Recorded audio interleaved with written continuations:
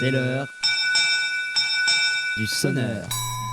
C'est une fin d'année qui s'annonce donc très très brutale sur le plan économique. La semaine dernière, on a vu 2 entreprises de premier plan annoncer des plans sociaux Michelin, Auchan, qui toucheront au total 3700 salariés. Alors pour l'entreprise de pneumatiques, c'est la fermeture notamment des sites de Cholet et de Vannes qui a été annoncée la semaine dernière. Donc ça concerne 1250 personnes qui pourraient se retrouver soudainement sans emploi d'ici 2026. Et ce, après la fermeture du site de La Roche-sur-Yon, aussi situé dans l'ouest du pays. Michelin justifie ses plans sociaux par la concurrence accrue du marché asiatique et une augmentation des prix de l'énergie, ça c'est certain, des derniers mois en Europe. Il faut tout de même préciser que ces dividendes ont triplé pendant ces 4 dernières années. Alors on parle de Michelin et nous recevons un délégué syndical de CGT Michelin, mais il y a d'autres très nombreuses entreprises en France qui souffrent, vous savez qu'on en parle régulièrement, Vencorex dans le secteur de la chimie, Auchan dans le nord de la France et bien d'autres. Alors pour comprendre ce qui se passe, je suis très heureuse de recevoir Romain Bassiac. Bonjour. Bonjour. Et merci d'être avec nous ce matin. Vous êtes délégué, donc je le disais, syndical central CGT Michelin. Alors, peut-être revenez tout de suite sur ce qui se passe et ce qui s'est passé sur ces dernières annonces. Est-ce que vous étiez au courant et comment vous réagissez ? On a été mis au courant par des personnes extérieures dès jeudi. Le bruit courait un peu, donc comme quoi il y a les deux usines qui allaient fermer, donc Vannes et Cholet. Donc on a appelé la direction tout de suite. La direction nous a dit que qui vivra verra, on verra. Vous aurez une réponse avant le 9 novembre. Oui. Alors, et puis dimanche, Fabien Roussel a pris la parole sur France 3 en annonçant la fermeture de 2 sites, Vannes et Cholet. Donc lundi, en arrivant au boulot, on a appelé la direction, elle nous a dit que la fumée allait bientôt sortir. Et la fumée est sortie très rapidement parce que l'après-midi, on était convoqués à des réunions donc pour le lendemain. Donc quand je dis on, c'était les secrétaires du CSE et après les délégués syndicaux centraux et le secrétaire du CSEC, et puis les salariés qui étaient convoqués à 8h30 pour être sur leur site respectif. Donc là, on a compris que les annonces allaient être faites dès le mardi et pas loupé, dès le mardi, on annonçait 1254 suppressions de postes chez Michelin. Oui, mais ce qui est impressionnant, c'est que finalement, vous êtes inverti après tout le monde dans cette histoire. C'est toujours le cas chez Michelin. Michelin fait courir le bras extérieur. Il a commencé par le préfet, le sous-préfet de Cholet, de Vannes. Après, c'est descendu en cascade. Et puis M. Roussel qui a annoncé ça dans les médias. Après, tant mieux. Tant mieux. Peut-être pas tant mieux, mais au moins, avec les propos de Fabien Roussel dans les médias, on a pu aller piquer un peu la direction, qui a été obligée d'avancer ses annonces, parce que normalement, c'était prévu le 7. Mais nous, on ne pouvait pas laisser des salariés comme ça avec les annonces de Fabien Roussel. On ne pouvait pas les laisser 3 jours de plus dans l'incertitude. Donc, on a piqué un peu la direction. Et puis, dès le lundi soir, les salariés savaient qu'il allait se passer quelque chose. Et puis, dès le mardi matin, ils ont appris la sanction. Alors Fabien Roussel l'avait annoncé, puis il y en a un autre qui a pris la parole, c'est François Ruffin. Je vous propose de l'écouter. C'est pas comme si ces entreprises se portaient mal. Michelin, dont le dividende versé aux actionnaires a été multiplié par 2 à 3 en 4 ans. Donc de ce côté-là, tout va bien. Et je me souviens d'Agnès Pannier-Runacher, quand elle était ministre de l'Industrie dans l'hémicycle, expliquant qu'on avait affaire à une invasion de pneus asiatiques. Qu'a fait l'État pour réguler ça ? Dans la crise Covid, le président de la République nous déclarait que déléguer notre santé, notre protection, notre alimentation, notre cadre de vie, notre industrie à d'autres est une folie. On avait l'impression qu'il allait y avoir une inversion, qu'on allait prendre d'autres décisions pour vraiment réimplanter des usines chez nous et non pas pour continuer à les laisser partir. Oui, donc il dit, on l'entend bien, ces dividendes, de ce côté-là, tout va bien, ces dividendes ont triplé en 4 ans, ce qu'on disait tout à l'heure.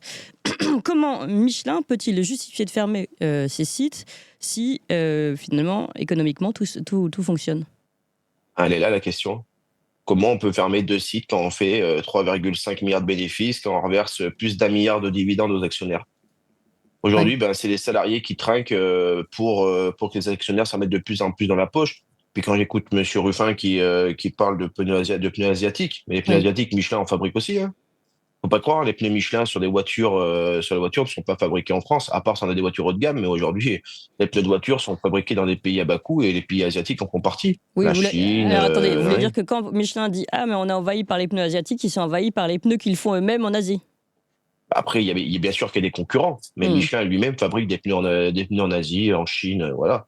Aujourd'hui, Michelin il va dans des pays à bas coût où la main-d'œuvre coûte moins cher pour faire de plus en plus de profits, de marge sur ces pneus, donc de plus en plus de profits pour renverser de plus en plus aux actionnaires. Oui. Aujourd'hui, Michelin ne baisse pas ses tarifs. Rien qu'en 2022, Michelin a augmenté 8 fois ses tarifs dans l'année. Oui. Donc aujourd'hui, il faut qu'ils se posent des bonnes questions. Pourquoi les clients partent ailleurs? Ben, c'est parce que les pneus Michelin sont trop chers et du coup, on part des parts de marché. Et à cause de la stratégie de M. Ménégo, ben, les clients vont ailleurs et du coup, on est obligé de fermer des usines. Mais est-ce qu'ils ne sont pas trop chers aussi, justement, à cause de la hausse du prix de l'énergie? C'est sûr que la France souffre vraiment d'une hausse de prix de l'énergie. Nous, on donne aussi régulièrement la parole à des tout petits entrepreneurs qui sont obligés de mettre la clé sur la porte et qui sont obligés de se séparer de certains de leurs salariés avec grande douleur, mais ils n'ont pas le choix parce qu'ils ne peuvent plus justement boucler les fins de mois de leur entreprise. Donc il y a quand même le prix de l'énergie qui est un vrai problème. Et puis, on sait très bien le coût, justement, le coût salarial qui n'est pas le même en France, et cette concurrence qu'on peut juger déloyale, en tout cas, avec des pays européens d'Europe de l'Est et puis le reste de la mondialisation. Ah non. Pourquoi on devrait fermer des usines en France? Michelin fait 20% de son chiffre d'affaires en France. Ouais. Avec entre 10 et 15 usines, Michelin fait 20% de son chiffre d'affaires. Avec les 100 autres usines qui leur restent dans le monde, il fait 80%. Quand on fait le ratio, on s'aperçoit que la France est rentable. D'accord. Aujourd'hui, pourquoi ils ferment? Parce que c'est pas assez rentable pour les actionnaires. Parce qu'ils veulent leur en donner de plus en plus. Mais aujourd'hui, Michelin est pas en difficulté. 3,5 milliards de bénéfices. Je vois pas comment on peut être en difficulté. Aujourd'hui, la seule raison, c'est pour dégager de plus en plus de profits et juste pour les actionnaires. Après, il n'y a pas d'autre raison. Aujourd'hui, le choix du prix de l'énergie et tout, non, parce que la plupart des pneus Michelin ne sont pas fabriqués en France. Aujourd'hui, une grande majorité des pneus Michelin est fabriquée à l'étranger. Donc, la raison de l'énergie et tout, c'est pas ça. Et puis les salaires, oui, ok, on a des bons salaires, on a des salaires en France, des bons salaires, non, parce que quand vous voyez les salaires de Michelin, quand on travaille, quand on est ouvrier, on commence à 1400, Non, mais je 1500 parle pas euros, on est à des. peine au-dessus du SMIC. Bien sûr, non, mais je parle pas des salaires que vous percevez, mais malheureusement, vous savez bien qu'ils coûtent le double à l'entreprise. Mais ça, c'est pas, c'est le coût social. Finalement, Bien sûr. aujourd'hui, c'est étrange, vous nous dites la France, Michelin français est rentable, il ferme malgré tout. Quelle est la solution aujourd'hui? Vous croyez qu'il y a des solutions aujourd'hui pour ramener cette direction, entre guillemets, à la raison? Bah oui. Qu'elle arrête de penser qu'au profit, qu'elle pense un peu aux salariés, parce qu'elle qui veut se dire une entreprise sociale, il n'y a plus rien de social chez Michelin. Licencier 1254 salariés de la manière dont ils l'ont fait. Mm. On fait venir les salariés dans une salle commune où ils sont 300 ou 800 ou 600 et on leur dit, ben voilà, telle année, ce service va fermer, telle année, ce service va fermer, en 2026 maximum, tout est bouclé. Il y a quoi de social? Aujourd'hui, on va leur proposer des toutes petites sommes pour leur dire, ben voilà, l'entreprise ferme, on vous donne un peu d'argent. Mais c'est quoi sur une vie? Quand on donne 30, 40, 50 000 euros, c'est quoi? Bien sûr. Aujourd'hui, c'est quoi? C'est Ouais. rien. Et par contre, on a 1254 salariés, même des familles entières, parce qu'il y a des couples qui travaillent chez Michelin, faut pas Ouais. oublier, et qui vont être au chômage dans pas longtemps. Vous Donc, pensez qu'en 2026, ils auront fermé tous les sites? ils auront fermé les 2 sites annoncés, vont fermer pour 2026. Mais après, aujourd'hui, c'est que les 2 premiers. Aujourd'hui, on a des sites qui sont aussi en réel danger à côté. On a des sites qui sont à 50% de taux de charge. On a des sites qui vont attaquer du chômage partiel bientôt. Donc oui, on a d'autres sites qui sont en danger. Oui. Aujourd'hui, c'est C'est que le début. c'est que les 2 premiers, c'est qu'une première étape. Mais il y en aura d'autres, bien sûr. Les usines en France, Michelin, il n'y en aura plus beaucoup dans quelques années si ça continue à ce rythme-là. Et les salariés sont dans quel état aujourd'hui? Est-ce qu'ils voient une solution pour eux de reconversion ou autre, ou au contraire, est-ce qu'ils ne voient pas vraiment leur avenir? Les salariés, déjà, au début, il a fallu qu'ils accusent le coup. C'est pas Bien facile sûr. quand on annonce que vous allez perdre votre emploi. Aujourd'hui, ils sont plus dans la colère. Donc, à leur demande, d'ailleurs, il y a une manifestation sur Clermont-Ferrand le 13 novembre. Donc, il y a des bus de Cholet, de Vannes et puis un peu de partout en France, des sites Michelin qui descendent pour montrer leur colère à la direction. Et puis, et surtout, les autres usines qui viennent, c'est surtout aussi pour soutenir nos camarades de Cholet et de Vannes. Et les solutions, bien sûr. Aujourd'hui, on fabrique des pneus chez Michelin, mais demain, on peut fabriquer autre chose. On voit que Michelin ne fait pas que du pneu, il est aussi dans le hors-pneu.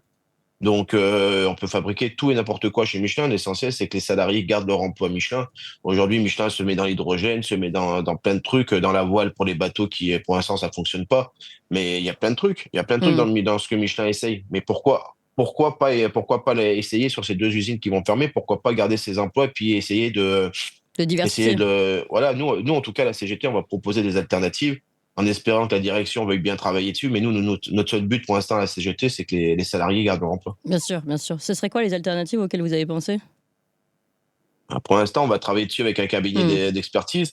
Mais voilà, par exemple, à Cholet, il s'arrêtait aux 16 ou 17 pouces de mémoire c'est une gamme c'est la taille des pneus. Ben, pourquoi pas monter jusqu'au 18, 19, 20 pouces? Mm. On sait que que ce marché est porteur. Pourquoi pas le faire en France? Bah oui. Donc, voilà, nous, c'est les alternatives. On va travailler sur 3, 4 alternatives par site, je pense.